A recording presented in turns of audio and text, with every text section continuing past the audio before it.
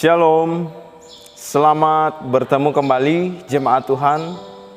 Kita bersyukur untuk kasih dan kebaikannya buat kita semua.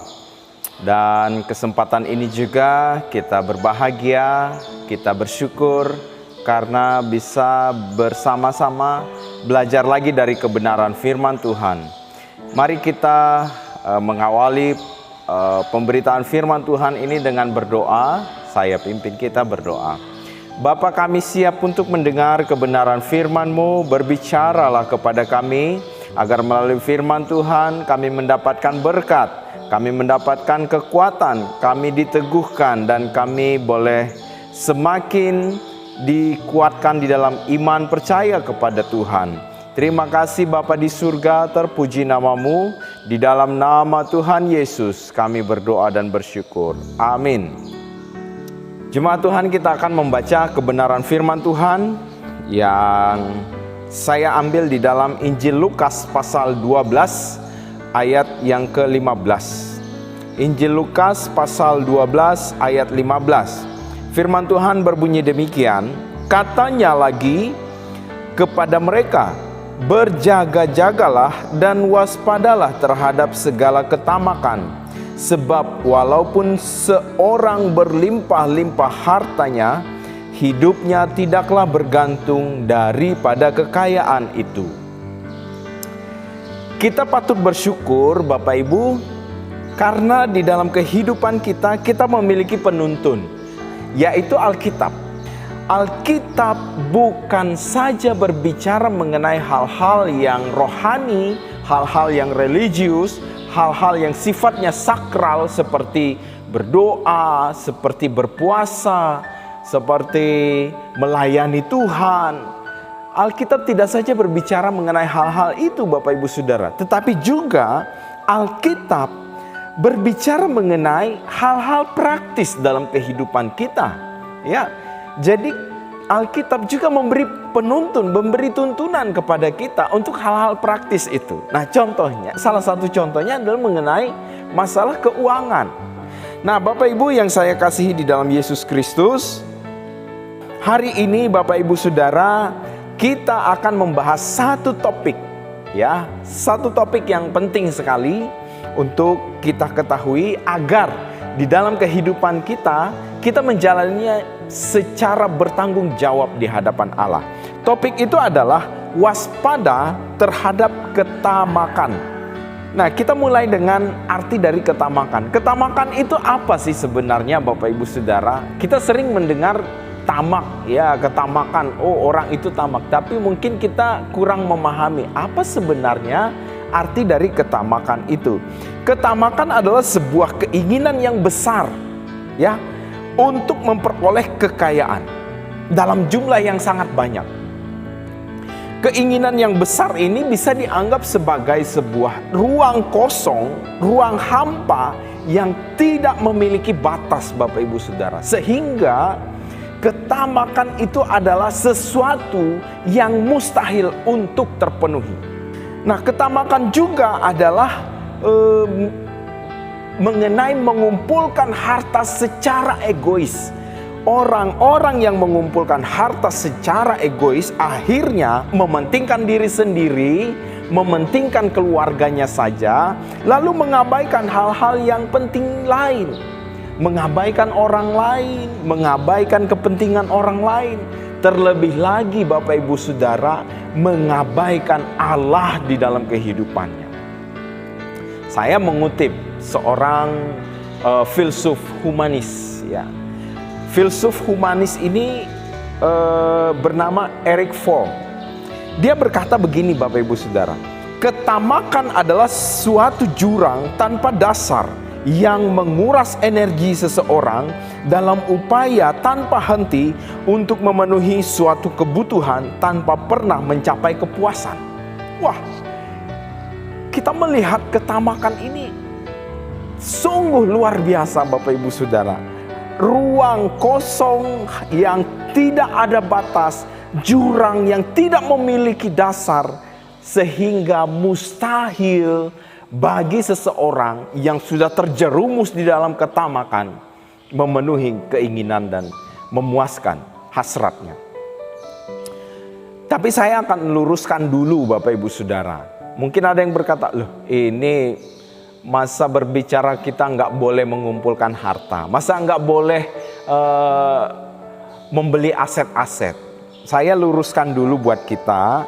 Yang menjadi akar permasalahan kita ini adalah bukan jumlah uang Bapak Ibu Saudara. Di sini bukan berbicara mengenai jumlah uangnya, bukan juga mengenai barang-barang mewahnya, bukan mengenai berapa banyak harta benda yang kita miliki. Tetapi Bapak Ibu Saudara, yang dipersoalkan bukan jumlah harta, tetapi yang dipersoalkan adalah ketamakan. Ketamakan ini sifat, ya. Artinya yang dipersoalkan ini posisi hati seseorang. Nah, Bapak Ibu Saudara yang saya kasih di dalam Tuhan Yesus, jika demikian halnya, maka sangat mungkin bahwa ketamakan bukan hanya menjadi bagian dari orang-orang yang memiliki uang banyak. Orang-orang yang berkecukupan, bahkan orang-orang yang menderita, orang-orang miskin, orang-orang susah juga berpotensi terjerumus di dalam dosa ketamakan ini. Orang-orang tamak menganggap dirinya lebih hebat, menganggap dirinya lebih kaya, menganggap dirinya lebih dari orang lain, tetapi sebenarnya dia budak dari hasrat, dia budak dari keinginan dirinya yang tidak pernah terpenuhi. Selama orang itu belum bersyukur atas apa yang Tuhan beri, maka dia akan terus menjadi budak sampai dia mati. Mari kita melihat mengapa Yesus meminta kita untuk berjaga-jaga dan berwaspada terhadap ketamakan. Yang pertama Bapak Ibu Saudara, poinnya adalah ketamakan merupakan pola pikir duniawi. Ya, ketamakan ini merupakan konsep berpikir duniawi. Ya, kita tahu bahwa konsep yang muncul dari hal-hal yang duniawi itu adalah konsep yang dibangun oleh si iblis. Konsepnya seperti apa Bapak Ibu Saudara? Mereka menganggap kekayaan adalah sumber kebahagiaan dan kesenangan.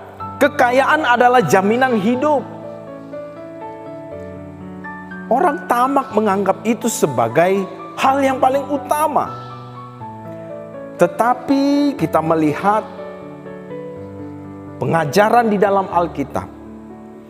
Kehidupan jiwa manusia tidak bergantung pada kekayaan. Sama sekali tidak bergantung pada kekayaan itu. Kenapa tidak bergantung Bapak Ibu Saudara? Karena baik jiwa maupun kekayaan ini dua hal yang sangat berbeda. Sifatnya jauh berbeda. Jiwa itu sifatnya kekal, sedangkan kekayaan sifatnya sementara. Jadi jiwa nggak bisa bergantung kepada kekayaan yang sifatnya hanya sementara. Ya, kebahagiaan bukan terletak pada kekayaan. Karena banyak orang yang memiliki uang berlimpah, tetapi mereka juga tetap merasa tidak puas, tetap merasa kurang, tetap merasa belum cukup.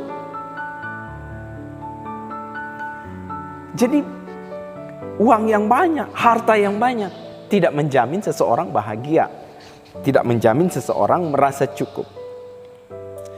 Ketamakan hanya memperbudak seseorang sehingga seluruh kehidupannya, seluruh tenaganya diperuntukkan untuk memenuhi hasrat itu saja. Nah, ada juga ketamakan rohani. Ketamakan rohani ini modelnya sebuah konsep berpikir yang ditanam di dalam gereja. Dan akhirnya jika dibiarkan konsep ini terus, maka inilah cikal bakal dari sifat ketamakan itu. Ketika memberi perpuluhan, ketika memberi persembahan bagi Tuhan, apa yang Anda pikirkan? Apa yang Anda bayangkan ketika memberi persembahan.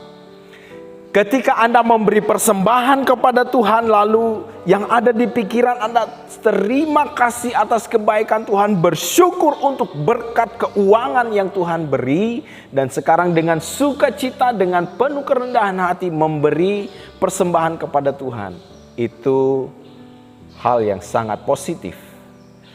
Tetapi Bapak Ibu Saudara, ketika Anda memberi perpuluhan, memberi persembahan, dan yang Anda pikirkan adalah Tuhan akan memberkati saya lebih banyak dari yang akan saya beri, itu ciri-ciri ketamakan. Ada banyak orang di dalam gereja seperti itu, Bapak Ibu Saudara. Beri perpuluhan, beri persembahan dengan harapan Tuhan mengembalikan lebih banyak. Bukankah itu ketamakan? Lalu ada yang mengatakan, loh, Paulus pernah mengajar tentang konsep tabur tuai. Yang memberi sedikit, ia menabur sedikit. Yang memberi banyak, pasti menabur banyak. Lalu dengan anggapan seperti itu, memberi perpuluhan, memberi persembahan banyak, menganggap bahwa Tuhan akan mengembalikannya berlipat-lipat kali ganda. Bapak Ibu Saudara, kita keliru kalau berpikir seperti itu. Betul, Paulus pernah mengajarkan konsep tentang tabur tuai. Tetapi konsep ini saya ingatkan kembali. Konsep ini bukan berbicara mengenai jumlah. Ya. Konsep yang diajar oleh Paulus bukan mengenai jumlah. Tetapi Bapak Ibu Saudara, dia berbicara mengenai mutu, kerinduan, dan motivasi seseorang di dalam memberi. Sama sekali tidak pernah berbicara mengenai jumlah. Bapak Ibu Saudara yang saya kasih di dalam Yesus Kristus, berhati-hatilah dengan cara berpikir seperti ini di dalam gereja. Memberi bagi Tuhan dengan syukur, dengan penuh kerendahan hati. Yang ada di pikiran kita hanya luapan syukur kepada Tuhan. Tetapi ketika kita memberi, bahwa Tuhan akan mengembalikan lebih banyak, berhentilah untuk itu, bertobat dari itu. Poin kedua, mengapa Yesus minta kita untuk berhati-hati dan berjaga-jaga tentang ketamakan ini? Karena ketamakan adalah representasi dari iri hati dan cemburu. Bapak Ibu Saudara, sifat yang paling menonjol dari seseorang yang tamak adalah tidak mau dikalahkan oleh orang lain. Dengan artian tidak mau di bawah, dia mau selalu yang lebih baik. Mengenai jumlah uang, dia mau yang lebih banyak. Mengenai jumlah gaji, dia mau yang lebih banyak. Mengenai jumlah aset, dia mau yang lebih banyak. Mengenai jumlah benda-benda berharga, dia mau yang terbanyak. Jadi Bapak Ibu Saudara, ketika seseorang yang tamak melihat orang lain mendapatkan benda yang lebih bagus dari dirinya, maka ada kekacauan di hatinya, muncul kegusaran di hatinya. Melihat tetangga beli kulkas baru, di dalam hatinya berpikir, ini gara-gara menipu dapat uang banyak lalu membeli kulkas baru. Lihat tetangga beli motor baru, mulai muncul rasa tidak senang di dalam hati. Lihat tetangga cat rumah dengan warna yang baru, merenovasi rumah, mulai berpikir yang macam-macam. Bapak Ibu Saudara, itulah ketamakan. Orang tamak selalu memelihara rasa iri hati, rasa cemburu di dalam dirinya. Sehingga persaingan yang dia bangun di dalam diri sendiri merupakan persaingan yang tidak sehat. Dan yang akan menjadi kacau dirinya sendiri, orang lain tidak. Pusing sendiri. Poin yang ketiga, mengapa Yesus meminta kita waspada atas ketamakan. Karena ketamakan merusak cara pandang yang benar akan kehidupan. Jemaat Tuhan yang saya kasihi di dalam Tuhan Yesus, cara pandang ini berbicara mengenai nilai hidup, ya. Cara pandang ini berbicara mengenai fokus hidup kita. Cara pandang kita sangat mempengaruhi seluruh tindakan kita. Ya, kalau seseorang memandang harta adalah yang paling utama, maka Bapak Ibu Saudara dengan sekuat tenaga dia akan mengejarnya, dan seluruh potensi hidupnya, seluruh kekuatannya, seluruh kemampuannya dikerahkan untuk mengejar itu. Sehingga tujuan hidupnya yang seharusnya menyenangkan Tuhan, yang seharusnya meninggikan nama Tuhan, melakukan kehendak Tuhan, dipergunakan untuk menyenangkan diri sendiri, untuk mengejar impian diri sendiri, untuk mencapai kepuasan diri sendiri. Yang keempat, mengapa Yesus meminta kita waspada? Karena ketamakan adalah kebodohan.